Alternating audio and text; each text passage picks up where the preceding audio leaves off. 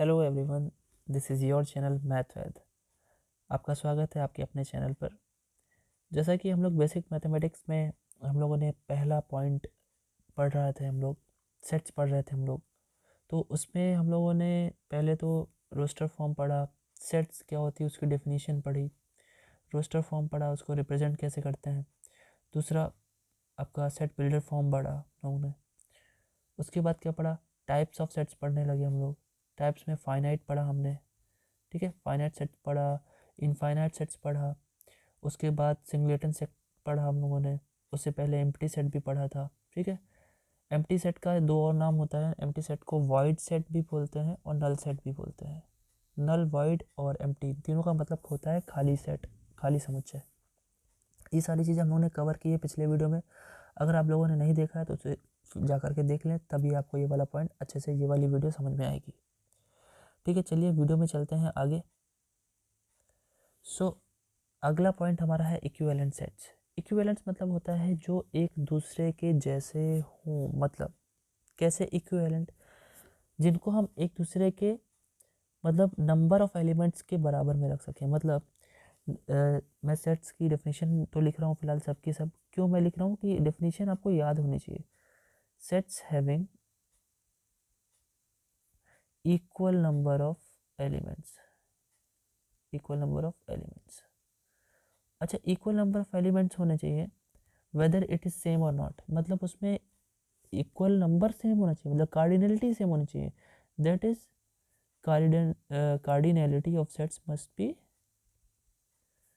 Of sets are equal. मतलब केवल उसमें नंबरों की, मतलब तत्वों की संख्या सेम होनी चाहिए। बाकी वो चाहे तत्व एक जैसे हों या ना हो, इससे फ़र्क नहीं पड़ता। जैसे कि मैं एग्जांपल के तौर पर आपको एक एग्जांपल में सिंपल सा, बहुत सिंपल सा एग्जांपल देता हूँ कि लाइक कोई एक ए सेट है जिसमें 1 2 3 तीन ये नंबर्स हैं। कोई एक सेट है बी जिसमें है ए ई आई, ये तीन है, ठीक। सो ये दोनों सेट्स क्या हैं, एक दूसरे के क्या है, इक्विवेलेंट है। इक्विवेलेंट के लिए हम लोग ये साइन लगाते हैं, ठीक है। ये साइन आप लगा सकते हैं। कार्डिनलिटी सेम होनी चाहिए। कार्डिनलिटी है कितनी, एन ऑफ ए जो कि 2 है, और एन ऑफ बी सॉरी 3 है, और एन ऑफ बी भी 3 है, ठीक है। कोई दिक्कत नहीं। ये आपका इक्वल सेट है। इसमें ज़रूरी नहीं है नंबर ऑफ एलिमेंट सेम हो, सॉरी नंबर ऑफ एलिमेंट तो सेम होगा ही, मतलब ज़रूरी नहीं है कि तत्व सेम हो, एलिमेंट सेम हो, ये ज़रूरी नहीं है, केवल कार्डिनलिटी सेम होनी चाहिए, ठीक है। नेक्स्ट टाइप हमको क्या पढ़ना है, इक्वल सेट्स, ठीक है। चलिए देखते हैं उसको भी। जो नेक्स्ट हमारा टॉपिक है, क्या है नेक्स्ट टॉपिक हमारा, equal sets. What is equal sets, बहुत सिंपल सा। देखिए जैसे इक्विवेलेंट हम लोगों ने पढ़ा, इक्विवेलेंट में सिर्फ नंबर मैटर करता है कि कितने एलिमेंट्स, दो के मतलब जितने भी सेट्स हो हमारे पास उन सब में नंबर ऑफ एलिमेंट्स सेम होना चाहिए। और इक्वल सेट क्या होगा, देखिए इक्वल सेट में दो चीज़ें होनी चाहिए साथ साथ में। क्या होनी चाहिए, सबसे पहली बात, equal sets are those in which number of elements are same, are same. अच्छा, ये मैं पॉइंट वाइज क्यों लिख रहा हूँ, मैं इसलिए लिख रहा हूँ क्योंकि ये डायरेक्टली आपका आस्क कर देता है, डायरेक्टली पूछ लेता है एमसीक्यू में। ये पूरा का पूरा आपका वहाँ से प्रिपेयर हो जाएगा ऐसे। और दूसरा क्या होगा इक्वल सेट्स के लिए, दो एलिमेंट्स आर ऑल्सो सेम। मतलब जितने एलिमेंट ए में हो उतने एलिमेंट बी में हो, साथ ही साथ जो ए में हो वही बी में भी हो, मतलब सेम एलिमेंट उठा लेना है। एग्जांपल बहुत ही सिंपल सा, देखिए सबसे पहले एग्जांपल मैं ले लेता हूँ, ए इज इक्वल टू 1,2 और मैं बी एक लेता हूँ। देखिए मैंने इसको कैसे फॉर्म से लिखा है, लिस्टिंग मेथड से। मैं बी एक ऐसा ले रहा हूँ, एक्स सच दैट। अच्छा देखिए, सच दैट का दो तरीके से साइन होता है, या आप ऐसे भी लगा सकते हैं और या फिर आप ऐसे भी लगा सकते हैं। इन दोनों में से कोई भी आप सच दैट का साइन लगा सकते हैं। X such that x belongs to natural number, ठीक है। और एक्स क्या है, एक्स है सॉल्यूशन इसका, किसका, देखिए मैं लिख रहा हूँ x minus 3 plus 2 is equals to 0, ठीक है। अगर इसे आप देखें तो ये क्या है, क्वाड्रेटिक इक्वेशन। पहले से आप सॉल्व करेंगे, वैसे इसे सॉल्व करेंगे तो जानते हैं आंसर यही आने वाला है 1 और 2, है ना। देख लीजिए बी कितना आएगा 1 और 2। तो ए और बी दोनों की बात करें तो कार्डिनलिटी भी सेम है, n of A is equal to n of B भी है सेम, और उनके एलिमेंट्स भी सेम है, एक्जैक्टली सेम है। So such kind of sets are also called as equal sets. Equivalent और इक्वल सेट में देखिए यहीं पे कंफ्यूजन होता है, ये कंफ्यूजन आप एकदम क्रिस्टली क्लियर कीजिए, इसको आपको पता होना चाहिए, ठीक है, कोई दिक्कत नहीं। ठीक, अब जैसा कि मैंने पिछली वीडियो में बोला था कि हम लोग सबसेट्स पढ़ेंगे इसके बाद, तो सबसेट्स पढ़ते हैं। नेक्स्ट पॉइंट, चलिए देखते हैं, नोट करते रहिएगा।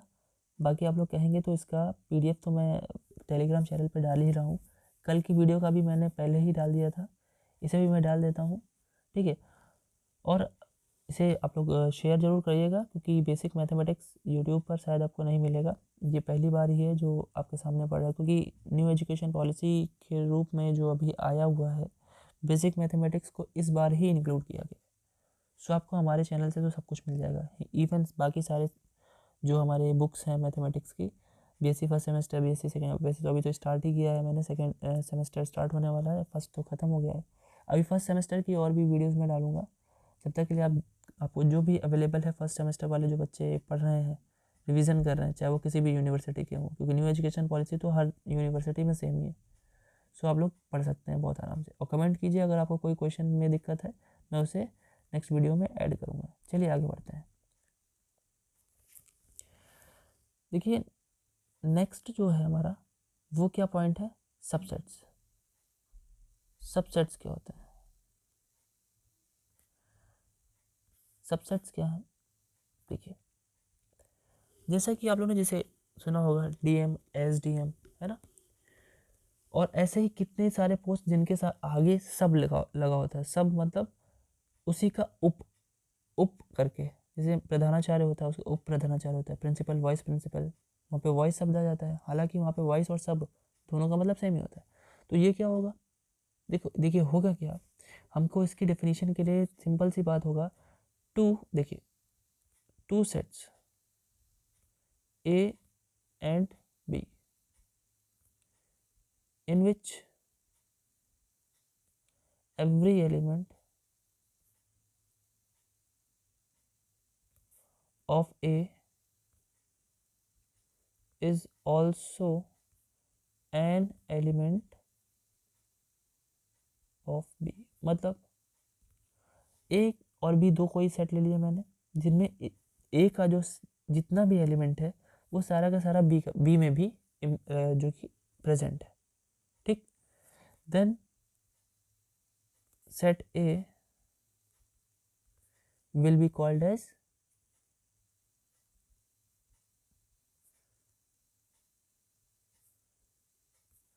Subset of B. मतलब क्या है, इसको एक और शब्द में समझेंगे, ये एक डेफिनेशन है, इसको एक तरीके से और समझेंगे, ठीक है। एक तरीके से और समझने का मतलब क्या है, सिंपली बात है, देखिए कि जो हमारा ए सेट है और बी दोनों सेट ही है, ठीक है, टेकिंग सम और नो एलिमेंट फ्रॉम बी। मतलब हम लोगों ने क्या किया, कुछ एलिमेंट लिया या एक भी एलिमेंट ले लिया बी से, एंड फाइंड ए, और हम लोगों ने ए को पाया, then A is called as subset of B, ठीक। हम लोग ये भी चीज़ कह सकते हैं, मतलब बी से ही उठाना है, चाहे एक भी एलिमेंट ना उठाइए, एक भी नहीं उठाएंगे तो एम्प्टी सेट बन जाएगा, और कुछ कुछ करके उठाएंगे, कुछ कुछ मतलब पहले एक एक करके उठाएंगे, फिर दो दो करके, ऐसे करते करते हम लोग बाकी के सेट्स भी बनाएंगे, तो उनको क्या बोलेंगे, सबसेट ऑफ बी, ठीक है। अब इसमें एक शब्द और है, सबसेट अपने आप में बहुत इम्पॉर्टेंट पॉइंट होता है, बहुत ही इम्पॉर्टेंट है, इसको समझने के लिए एक चीज़ और मैं बताना चाहूँगा कि अगर ए बी का सबसेट है, तो एक छोटा सा पॉइंट और है कि A must be contained in B. एक ये छोटी सी डेफिनेशन और भी है, अगर ए और बी दो सेट्स हैं अलग अलग मान लिया मैंने, और मैं कह रहा हूँ कि A must be contained in B. Contain मतलब होता है उसको रखता है। अगर ए बी को रखता है, सॉरी बी ए को रखता है, देन क्या होगा, ए इज सबसेट ऑफ बी। अच्छा देखिए, इसको रिप्रेजेंट कैसे करते हैं, इसको आप ऐसे भी लिख सकते हैं ए नोटेशन के साथ, ए सबसेट बी। ठीक, जहाँ पे अगर थोड़ा सा आपको बताऊँ मैं, तो आप लोग को पता होता था कि 2 इज लेस देन 8, कुछ ऐसा आपने नोटेशन देखा है। जिधर माउथ इसका ओपन होता था उधर वैल्यू बड़ी होती थी ना, जिधर माउथ ओपन होता था उधर वैल्यू बड़ी होती थी। इसमें तो कोई दिक्कत नहीं है। तो ऐसे ही सेट्स में क्या है, देखिए माउथ, देखिए mouth right hand side open है, तो बी तो बड़ा है ही, है ना। और जब बी बड़ा है, देखिए इस लाइन में दो चीज़ें हैं, क्या, ए हम ऐसा ले रहे हैं जो सच में बी से छोटा हो, ओ आर, और ए इज इक्वल टू बी। दो ही वैल्यू पॉसिबल हो सकती है, दो ही कंडीशन पॉसिबल हो सकती है, या तो ए बी से छोटा होगा या तो ए बी के बराबर होगा। इन दोनों केसेस को हम लोग ए सबसेट बी बोलते हैं। ठीक, और एक चीज़ और, यहाँ पे जो ये केस आपको दिख रहा है, इस केस में बी, जब ए सबसेट बी है तो बी को क्या बोलेंगे, बी इज, ध्यान रखिएगा, इसको बोलते हैं सुपर सेट ऑफ ए। सीधी सी बात है भाई, ए छोटा है बी से तो बी उससे बड़ा होगा, बड़ा मतलब सुपर सेट, कोई दिक्कत नहीं। अच्छा, यहाँ पे ये दोनों नोटेशन क्यों लगा के रखे हैं, यहाँ पे दोनों नोटेशन इसलिए लगा रखे हैं क्योंकि अभी इस डेफिनेशन से ये तो पता नहीं चला ना कि ए उससे कितना छोटा है या बराबर है कि नहीं, मे भी बराबर भी हो सकता है और छोटा भी हो सकता है। तो दोनों हमको दिखाना पड़ेगा, और दोनों दिखाने हैं तो भाई दोनों कंडीशन दिखानी पड़ेगी। अब उसमें से जो सही होगा हमारा एग्जाम्पल के हिसाब से, क्वेश्चन के हिसाब से, वो हमारा आंसर हो जाएगा, या तो ये हो जाएगा और या तो ये हो जाएगा, कोई दिक्कत नहीं। ठीक है, और अगर कहता है ए सबसेट बी नहीं है तो सिंपली आप ये लिखेंगे, A is not a subset of B. ये नोटेशन ये हो जाएगा कि नॉट इक्वल टू, भाई नॉट का मतलब ये होता है बस उस नोटेशन को काट दीजिए आप, कोई दिक्कत नहीं है ना। अच्छा ठीक, एक चीज़ और देखिए, इसी का मैंने पीछे बताया, इसमें एक नोट और पॉइंट समझ लीजिए। नोट के रूप में क्या पॉइंट समझना है, देखिए अगर मैं कहूँ कि A subset B, if A subset B, then क्या हुआ, दोनों क्या है, दोनों सेट ही तो हैं, इफ ए सबसेट बी। तो देखिए अगर मैं लेता हूँ x बिलोंग्स टू ए, अगर कोई मैं एलिमेंट लेता हूँ x जो कि a में ले रहा हूँ, तो इससे ये कन्फर्म्ड होगा कि वो b में भी होगा, पक्का। ठीक, लेकिन अगर मैं ये कहूँ कि x बिलोंग्स टू b है, then x belongs to a is not necessary. मतलब ऐसा ज़रूरी नहीं है भाई, बी सुपर सेट है ना, बी उससे बड़ा है, तो ज़रूरी है। देखिए सबसेट का मतलब एक तरीके से, मैं आपको वेन डायग्राम तो अभी बताऊंगा, मैं थोड़ी देर के लिए ऐसे आपको समझाने की कोशिश कर रहा हूँ कि ये जो बाहर है आपका बी है क्योंकि बड़ा है, और अंदर जो है वो ए है, छोटा है।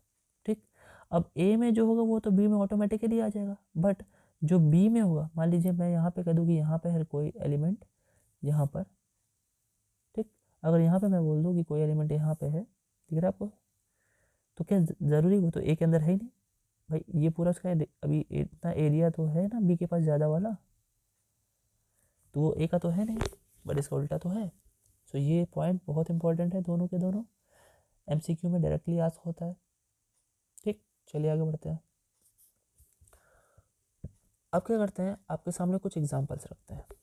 ठीक है, एग्जांपल के तौर पे चलिए देखते हैं क्या एग्जांपल है। देखिए एग्जांपल सबसे पहला जो इम्पोर्टेंट मुझे लगता है वो आपको बताना चाहिए, वो क्या है, देखिए वो सिंपल सा है, बहुत छोटा सा एग्जांपल ले रहा हूँ, उसके बाद थोड़ा सा अच्छा एग्जांपल भी लूँगा। जैसे कि अगर मैं कहूँ कि if A is equal to 1,2 and B is equal to 2,1,3, so आप देख सकते हैं कि ए के जितने भी एलिमेंट है वो बी में भी है ना, ये 1 भी है, इसमें है 1, टू भी है, टू भी है, बस उसमें क्या मिस एम्बल है, इधर उधर लिखा तो कोई दिक्कत नहीं है। हेयर आप लोग लिखेंगे हेयर ईच एलिमेंट ऑफ ए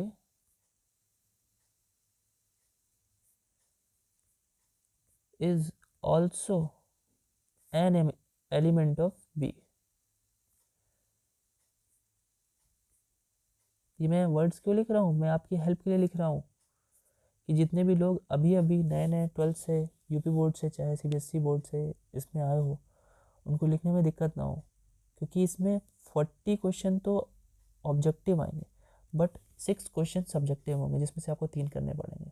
तो उसमें लिखने का तरीका तो आपको मालूम होना चाहिए ना। So this is what the लिखने का तरीका इज़।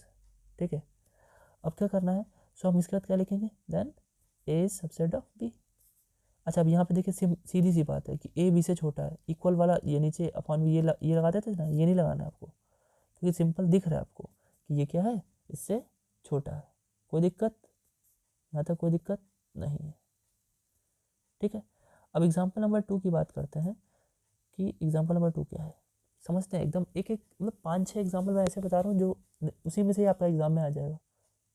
ठीक है, मुझे लगता है उसी में से ही आ जाएगा, और बाकी तो आप प्रैक्टिस करेंगे, ये बुक से कर लीजिएगा जितना हो सके। ठीक है, दूसरा एग्जाम्पल मैं एक ये ले रहा हूँ, लाइक एक्स इज इक्वल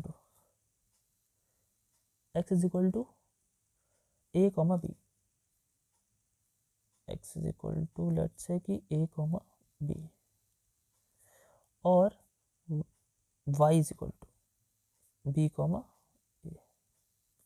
और देखिए इसमें प्लेसेस डिफरेंट है, लेकिन प्लेसेस डिफरेंट होने से कुछ अलग कोई अंतर तो आ नहीं जाता, आपने खाली प्लेसेस डिफरेंट किए ना। सो हेयर क्या लिख सकते हैं,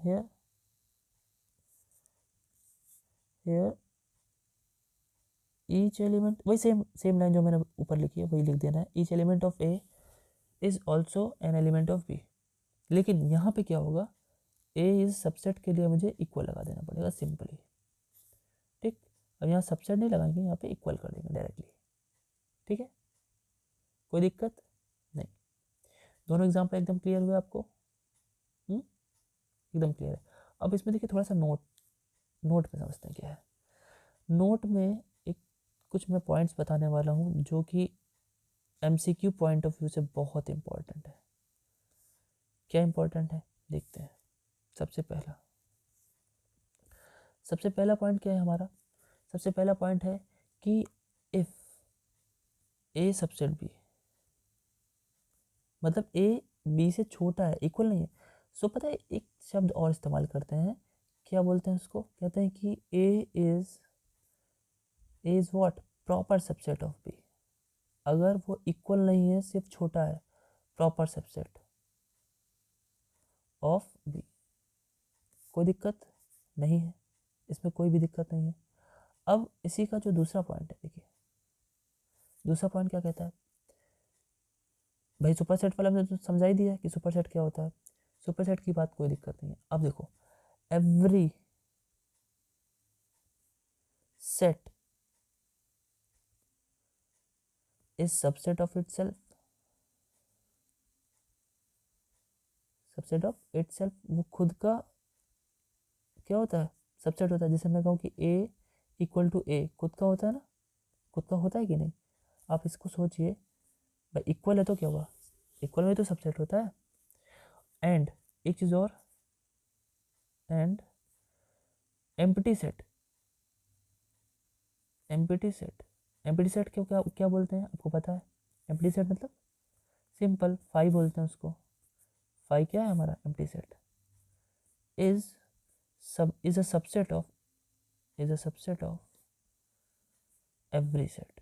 मतलब जो फाइव होता है वो हर किसी दुनिया भर के जितने सेट आप बना सको या आपने देखे हो, सबका एक सबसेट होता है। मतलब आप इसको रिप्रेजेंट करना चाहें तो आप ऐसे लिख सकते हैं कि five is subset of every set, चाहे वो इसके पीछे कितने भी एग्जाम्पल मैंने लिए हों, उसे आप समझ सकते हैं कि वो ऐसे ही होगा। कोई दिक्कत नहीं। देखिए ये आपका पीडीएफ की तरह ही मैं इसको भी पोस्ट करने वाला हूँ, तो आप इसको भी ले लीजिएगा, टेलीग्राम पे मैं डाल दूँगा। ठीक है, मैं एक एक चीज़ लिख रहा हूँ आपके लिए, आपको मे भी लिखने की ज़रूरत नहीं है, हाँ वैसे नोट्स बनाने चाहिए आपको, बहुत ज़रूरी होता है। चलिए कोई बात नहीं है। और क्या है, और कुछ मैं पॉइंट्स आपके लिए लाया हूँ, वो भी आप देख लेते हैं। देखिए अब क्या है, आपके सामने मैं कुछ थ्योरम ला रहा हूँ, ठीक है।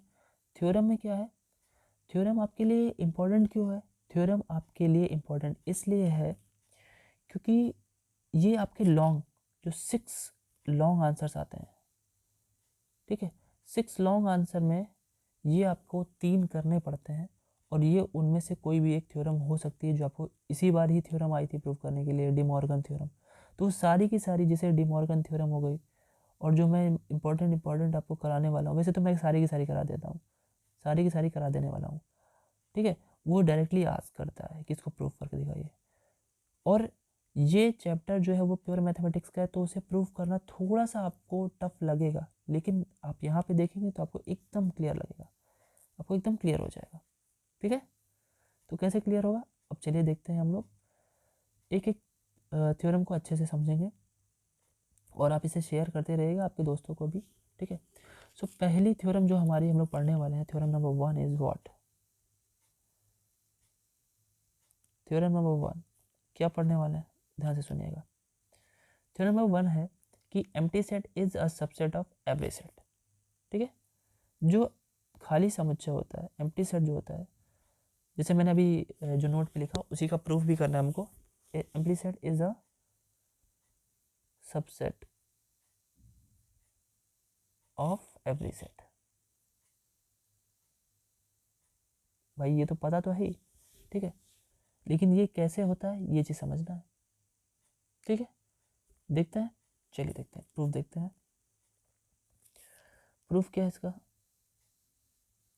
एक एक स्टेटमेंट ध्यान से सुनिएगा और ध्यान से लिखिएगा भी, जैसे कि आपको थोड़ा सा मतलब क्लियरली विजिबल रहे कि आपको क्या लिखना है, कैसे लिखना है। चलिए देखते हैं। देखिए अगर हम बोलें कि फाई जो होता है वो खाली सेट तो होता है, मतलब एम्प्टी होता है, और एक अनदर सेट ए ले लेते हैं, let phi be an empty set and A B any set, ठीक है, मैंने दोनों को ले लिया। then we have to prove that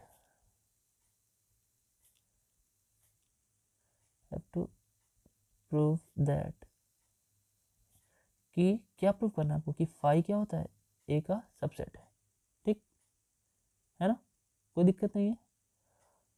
अगर देखिए ये कैसे सबसेट है, देखिए बिकॉज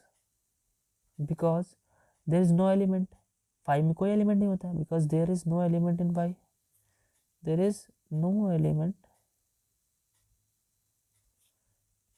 इन फाई, सो क्या होगा, so every element of phi is also an element of A, है ना। मतलब क्या होगा कि अगर कोई एलिमेंट है ही नहीं, तो जब कोई एलिमेंट है ही नहीं तो जो नहीं है मैं उसी के लिए लिख रहा हूँ, so every element in phi is also in A.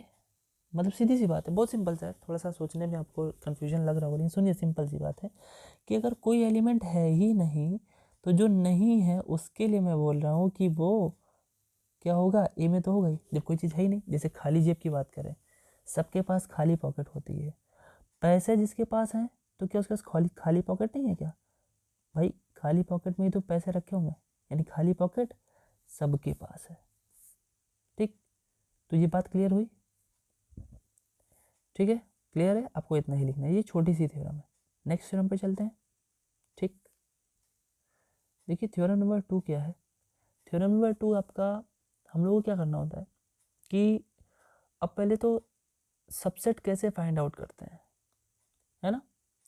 Subset पहले क्या होते हैं वो तो हम लोगों ने समझ लिया, कैसे फाइंड आउट करते हैं उसके लिए एक मैं छोटा सा एग्जांपल आपको दे रहा हूँ, उसके बाद ये थ्योरम आपको समझ में आएगी कि ऐसा क्यों होता है। देखिए अगर मैं कहूँ इफ़ वी हैव ए कोई एलिमेंट है जिसमें 1 2 और 3, ये 3 एलिमेंट है, देन मैं अगर आपसे बोलूँ कि सबसेट सबसेट्स ऑफ ए आपको फाइंड आउट करना है। ठीक, अब आप लग गए निकालने के लिए, इसको सॉल्व करने के लिए लग गए। आपने क्या किया, देखिए मैंने क्या बताया था, इसकी डेफिनेशन थी कि कुछ या एक भी नहीं। तो ठीक है, मैं इसके सबसेट्स बनाना शुरू करता हूँ। ठीक है, सबसेट्स ऑफ ए, सबसे पहला देखिए क्या बनेगा, मैं एक ब्रैकेट बनाया, उसमें कुछ भी नहीं लिखा। मैंने बताया था ना, phi is the subset of every set. तो पहला फाई बना दिया जिसमें कुछ नहीं लेना है। अब दूसरा मैं बना रहा हूँ जिसमें इसके एक एक एलिमेंट ले रहा हूँ, मतलब 1 लिया, फिर 2 बनाया, फिर 3 बनाया। ठीक है, अब क्या करना है, 1 1 लेके बना लिया, अब 2 2 लेकर के बनाया। 2 2 मतलब दो दो एलिमेंट, 1 2 2 3 और 3 1, इतना भी लीजिए। अब तीनों के तीनों एलिमेंट ले लीजिए। क्या इसके अलावा भी बनेगा? नहीं बनेगा। कितने बने? 8। सो 8 सबसेट्स बने। आपको देखिए एक छोटा सा फॉर्मूला भी यहीं पे सीखने को आपको मिल रहा है कि नंबर ऑफ एलिमेंट्स, अगर मैं कहूँ कि नंबर ऑफ सबसेट्स कैसे आते हैं, नंबर ऑफ सबसेट्स का फॉर्मूला होता है सिंपल सा 2 to the power n। 2 to the power n मतलब यहाँ पे n क्या है, n क्या है, n is the number of element in the set. मतलब जितने एलिमेंट होंगे 2 की पावर में उतना ही चढ़ जाएगा। जैसे यहाँ पे कितने एलिमेंट थे? 3। यहाँ पे 2 की पावर 3 करेंगे तो कितना आ जाएगा? 8। क्या यहाँ 8 सबसेट बने हैं? बिल्कुल 8 ही बने हैं, गिन लीजिए। तो ये फॉर्मूला होता है। ठीक है, ये शॉर्ट ट्रिक भी है आपके एमसीक्यू के लिए। किसके लिए? ये शॉर्ट ट्रिक है आपकी एमसीक्यू के लिए, याद रखना है। ठीक है, कोई दिक्कत नहीं। चलिए थ्योरम नंबर 2 पे आते हैं। ठीक है, देखिए मैंने स्टेटमेंट लिख दिया आपके सामने, अब हमें इसे प्रूफ करना है। कैसे प्रूफ करना है? देखिए, the total number of subsets of a finite set containing an element is 2 power n। जैसे कि मैंने भी बताया कि 2 की पावर n सबसेट्स बनते हैं। अब इसको प्रूफ कैसे करना है? सो प्रूफ करने के लिए सबसे पहले तो कुछ स्टेटमेंट लिखना होता है। सिंपल सा स्टेटमेंट लिखना है। क्या स्टेटमेंट लिखना है?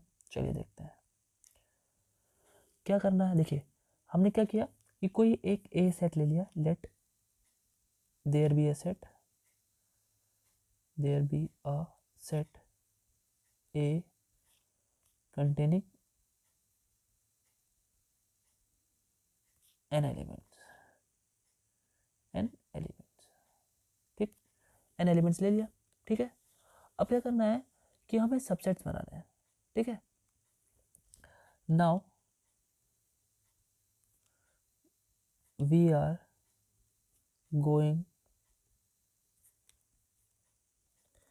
going to make subsets of r elements।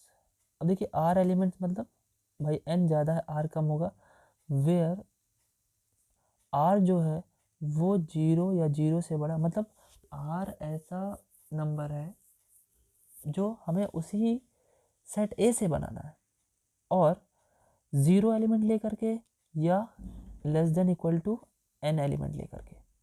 ठीक है, कोई दिक्कत नहीं, ये सारे के सारे सबसेट्स बनाने हैं। सब सुनिए, तो होता ये है परम्यूटेशन कॉम्बिनेशन, अगर आपने 11th 12th में थोड़ा बहुत पढ़ा है, हालांकि वो चीज़ यहाँ पे भी पढ़ेंगे हम लोग, तो थोड़ी सी अगर आपको दिमागी रूप से आपको थोड़ा सा याद है तो मैं आपको थोड़ा सा याद दिलाता हूँ कि देखिए हम लोग क्या करना है, हमें चूज़ करना है। पहले तो ये बताइए कि जब हम एक भी एलिमेंट ना चूज़ करें, मतलब 5 बनाना है ना, तो देखिए लिखेंगे, क्या लिखेंगे? Choosing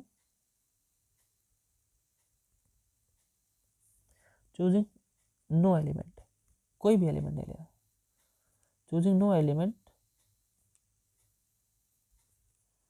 the number of subsets, number of subsets मतलब n संख्याओं में से, n एलिमेंट्स में से कोई भी नहीं ले रहे। ठीक है, तो सी लगेगा यहाँ पे, क्योंकि सी क्या करता है? रिपीटेड चीज़ों को हटा देता है, और NC0 की वैल्यू 1 होती है। क्लियर है? इसे नोट डाउन कर लीजिए। अगली लाइन ये थोड़ी सी बड़ी है, अगली लाइन हमें क्या लिखनी है? देखिए अब क्या लिखेंगे? Choosing 1 element, then number of subsets कितने बनेंगे? अगर मैं एक एक एलिमेंट उठाऊं तो जैसे पिछले वाले एग्जाम्पल में कितने बने थे? 3 बने थे, 1 2 3, है ना। यहाँ पे कितना बनेगा? NC1। NC1 सॉल्व करना आता है आप लोग को? n factorial upon 1 factorial upon 1 factorial, ठीक है, और n माइनस 1 फैक्टोरियल। अब अगर आपको फैक्टोरियल सॉल्व करना आता है तो आपको पता होना चाहिए कि कोई भी फैक्टोरियल अपने से एक कम पे ओपन हो जाता है और वापस उस पर फैक्टोरियल लग जाता है। 1 फैक्टोरियल की वैल्यू 1 ही होती है और नीचे n माइनस 1 फैक्टोरियल जो है उससे वो कैंसिल हो जाएगी, यानी वैल्यू आ जाएगी n, ठीक है। So choosing one element, one element choose करने पे कितने हमारे वो बन रहे हैं? n। भाई एनी एलिमेंट थे तो n बनेंगे। जैसे पिछले वाले में क्या था, 1 1 चूज़ किया तो 3 बने थे, ठीक है। ऐसे क्या होगा? चूजिंग, अगली लाइन क्या होगी? Choosing 2 elements, 2 elements, choosing 2 elements, number of subsets are कितने बनेंगे? NC2, ठीक है। ये कितना बनेगा? देखिए सिंपल होगा, NN माइनस 1 बनता है, ठीक है। NN माइनस 1, कोई दिक्कत नहीं है, ठीक है। NN माइनस 1 या फिर केवल सिंपली आप NC2 भी लिख देंगे तो भी चलेगा, NC2 ही रहने देते हैं। NC2 या फिर सॉल्व करेंगे तो NN माइनस 1 आ जाएगा, ठीक है।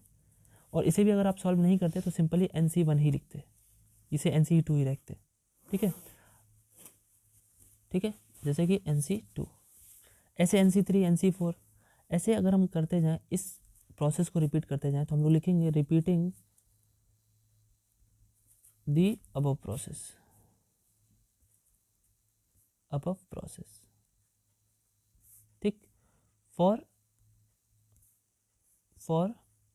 nth, जो nth हमारा एलिमेंट होगा, जो n, अगर हम कहें कि n में से n पूरे ले लें तो उसको भी बनाने का तरीका एक ही होगा, है ना। एट लास्ट क्या मिलेगा हमको? NCn मिलेगा, ठीक है। अब करना क्या है, एक समय में एक ही तरीके का सबसेट बना सकते हैं आप।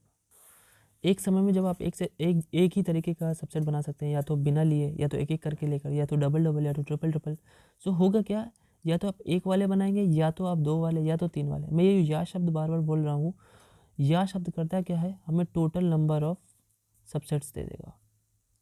टोटल नंबर ऑफ सबसेट्स कैसे बनते हैं? देखिए, जब मैंने या शब्द बोला है बार बार, तो या का मतलब ही होता है एडिशन। तो सबसे स्टार्टिंग में मैंने क्या किया? NC1 रखा, NC0, ठीक है। सबसे पहले क्या था? NC0, फिर एक एक लेकर के बनाया, NC1 बना, फिर 2 2 लेकर के बनाया, NC2 बना।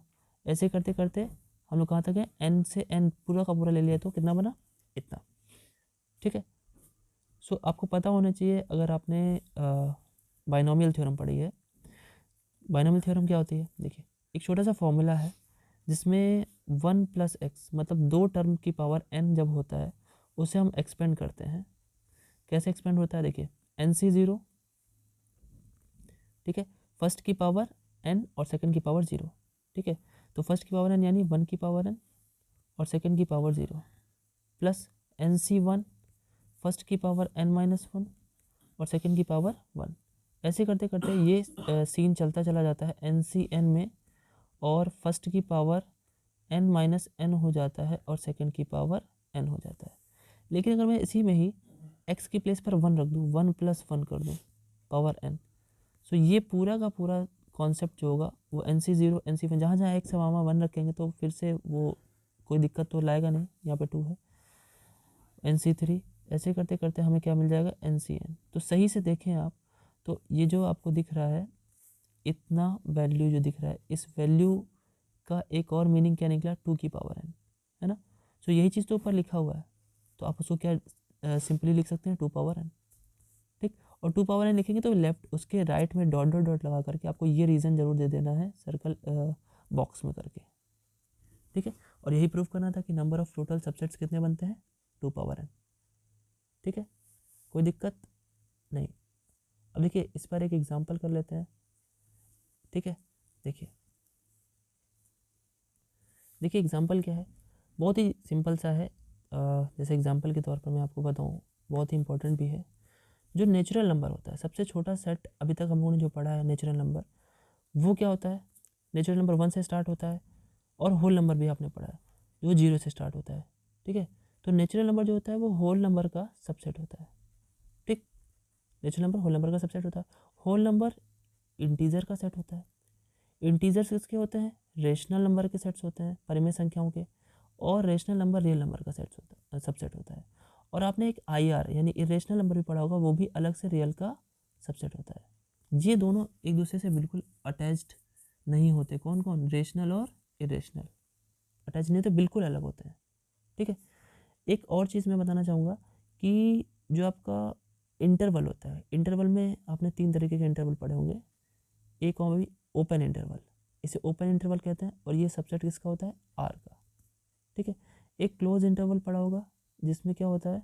अच्छा, ये ओपन इंटरवल में एक बात है छोटी सी कि इसमें A से B के बीच की वैल्यू ली जाती है, A और B को शामिल नहीं किया जाता है। अगर क्लोज इंटरवल की बात करें तो उसमें A और B के बीच की वैल्यू भी ली जाती है और A और B को भी शामिल किया जाता है। ठीक है। एक और है आपका सेमी ओपन या सेमी क्लोज बोल सकते हैं। एक तरफ ओपन लगा होगा, एक तरफ क्लोज लगा होगा। तो जिस तरफ क्लोज लगा होगा वो तो शामिल होगा, बट जिधर नहीं लगा होगा वो शामिल नहीं होगा।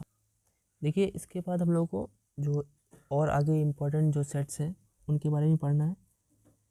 चलिए देखते हैं उनको भी। ये तो क्लियर है आपको। सो जो नेक्स्ट सेट आने वाला है वो है हमारा यूनिवर्सल सेट। यूनिवर्सल के नाम से ही क्लियर है कि ये यूनिवर्स है, ब्रह्मांड है। यूनिवर्सल सेट क्या होता है? ये कोई भी ऐसा सेट जो अपने फील्ड का हर सेट अपने पास रखता हो, यानी एक तरह से ये सुपर सेट हो सारे अपने फील्ड वाले सबसेट्स या सेट्स का, है ना। अगर मैं बोलूँ तो इसका डेफिनेशन क्या बनेगा? A set that contains every set. कैसा every set? Under consideration, under consideration मैंने बोला ना कि अपनी फील्ड का, तो आप इसको अंडर कंसिडरेशन रख सकते हैं। मतलब कंसिडरेशन कुछ कंसीडर करना है कि किस फील्ड में ले रहे हैं आप। ठीक है। दैट इज एक लाइन और होता है कि इट इज या universal set, that is universal set is a super set, is a super set. मैं बताया ना सुपर सेट क्या होता है? जो बड़ा सेट होता है। लेकिन इस केस में क्या है? सुपर सेट ऑफ एवरी या each of the given set, each of the given set. तो ये हर तरीके के अपने जैसे सेट्स का सब सुपर सेट होता है। जैसे मैं एग्जांपल की बात करूं तो एग्जांपल एक ले लेता हूं। एग्जांपल में बात करूं तो एक ले रहा हूं। लेट सपोज कि A है एक सेट जिसमें 1 2 3 ये 3 नेचुरल नंबर्स है। मैं ले लेता हूँ B जिसमें 2 3 7 8 9 है। ठीक। और मैं आपसे बोलता हूँ कि एक मैं बोलता हूँ U, यूनिवर्सल सेट को U से रिप्रेजेंट करते हैं और इसको मैं N के इक्वल कर देता हूँ। तो आप खुद ही देखिए, ऐसा ये सेट सुपर सेट है जो A को भी पूरा रखता है, B को भी पूरा रखता है, और ऐसे आप जितने भी सेट बनाना चाहेंगे सबको ये रखेगा। ठीक है।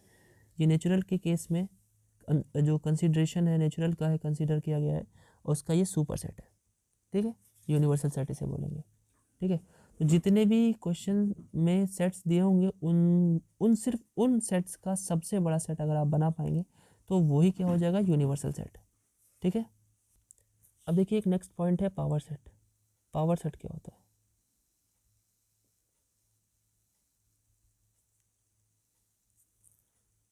पावर सेट होता है आपका सेट ऑफ सबसेट्स। मतलब जितने भी सबसेट्स बनते हैं उनको एक फिर से आप ब्रेसेस में रख देंगे, करली ब्रैकेट में। सो वो क्या हो जाएगा? एक पावर सेट हो जाएगा। मतलब set of subsets,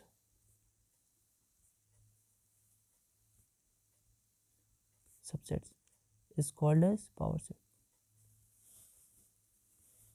power set. ठीक है। जितने भी सबसेट बनते हैं उनका कलेक्शन अगर हम कर लें, ठीक है, तो वो क्या हो जाएगा? एक पावर सेट बन जाएगा। जैसे कि अगर मैं बोलूँ if we have a set A, then power set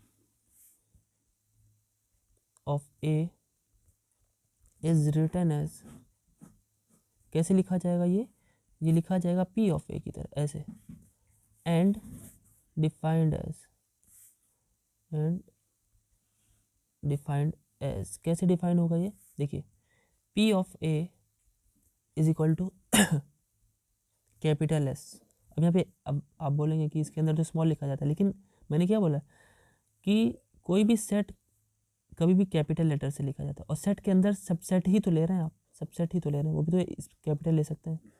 S such that S is a subset of A, मतलब इस ब्रैकेट के अंदर, इस ब्रैकेट के अंदर तो पहली बात तो सेट मिलेगा, और ये खुद एक सेट बन जाएगा कि ये ब्रैकेट के अंदर है, और इसके अंदर भी हम जो रख रहे हैं वो एलिमेंट एक सिंगल एलिमेंट ना हो करके खुद में एक क्या है, सबसेट हो। ठीक है, एक एग्जांपल लेते हैं इसका, इसको लिखने का एक और तरीका देख लें। देखिए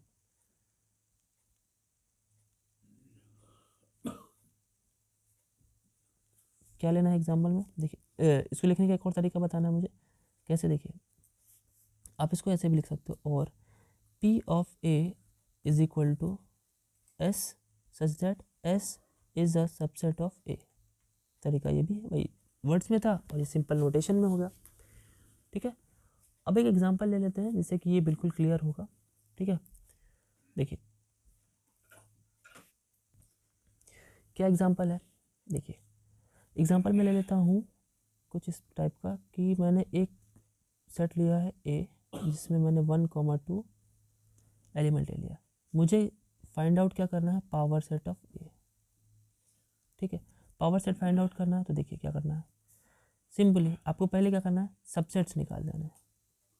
सबसेट्स ऑफ A आर, क्या होंगे सबसेट्स इसके, सबसेट सिंपल, पहले एक खाली ले लीजिए, फिर उसके बाद एक एक करके 1, 2, फिर एक बार में दोनों ले लीजिए, इतने सबसेट बनेंगे।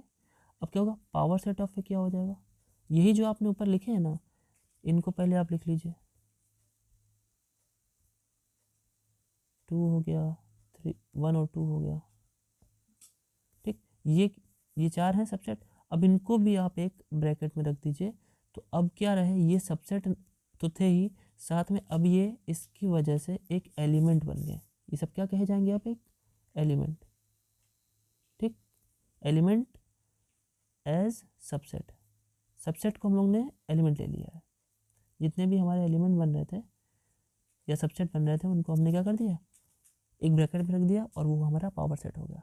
अच्छा सही से देखें तो पावर सेट के अंदर कितने एलिमेंट होते हैं, पावर सेट के अंदर देख लेते हैं, जितने सबसेट बनते हैं उतने पावर सेट में एलिमेंट होते हैं।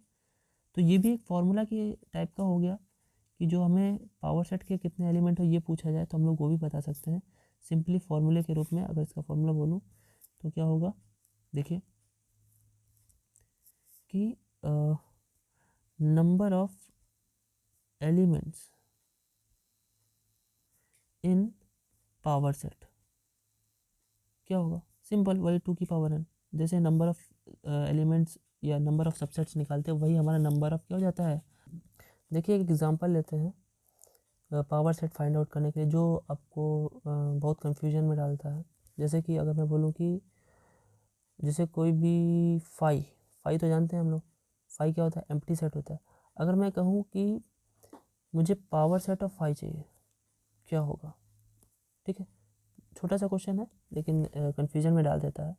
क्या है देखिए, पहली बात तो फाई होता क्या है, फाई तो यही है खाली सेट, पहले सबसेट ऑफ फाई निकाल लेते हैं, सबसेट्स ऑफ फाई, तो फाई का सबसेट क्या भाई, पहला तो एक खाली सेट खुद होगा, फिर उसके बाद फाई में कोई एलिमेंट ही नहीं है, अब एक एक करके कैसे बना है ही नहीं। ठीक, तो इतने ही बनेंगे, मतलब सिंगल एक ही बनेगा। अब पावर सेट ऑफ फाई क्या होगा भाई, सबसेट आपने बनाया ना, सबसेट तो एक ही बनाना, अब उसको भी आप ब्रैकेट के अंदर कर दीजिए। तो एज, इसको आप ऐसे भी लिख सकते हैं कि अंदर वाले को फाई मान लेंगे, है ना। अब यहाँ पे जो फाई अंदर जो ये दिख रहा है आपको, ये एक खाली ब्रैकेट ना हो करके एक एलिमेंट की तरीके बिहेव करेगा। ठीक है, अगर आप ध्यान दें तो इसमें यानी पावर सेट में पावर सेट ऑफ फाइव में सिर्फ एक ही एलिमेंट है अंदर, तो आप ध्यान दीजिए 2 की पावर में हम लोग क्या लिखेंगे यहाँ पे भाई, स्टार्टिंग में 5 में कोई भी एलिमेंट नहीं था यानी 0 था, तो 2 की पावर 0 क्या होता है 1, तो देखिए ऑटोमेटिक 1 आया ना, तो प्रूव भी हो गया आपका कि एक एलिमेंट 2 की पावर n भी प्रूफ हो गया आपका। कोई दिक्कत नहीं है, ठीक है। सो आज की वीडियो में इतना ही रखते हैं। होप कि आपको ये सारे पॉइंट अच्छे से समझ में आए होंगे। इसके बाद हम लोग वेन डायग्राम पढ़ेंगे और इससे रिलेटेड जितने भी इम्पोर्टेंट क्वेश्चन हैं वो साथ ही साथ करते जाएंगे। देखिए वेन डायग्राम जो हम लोग पढ़ने वाले हैं वो बहुत ही इम्पोर्टेंट है, ठीक है।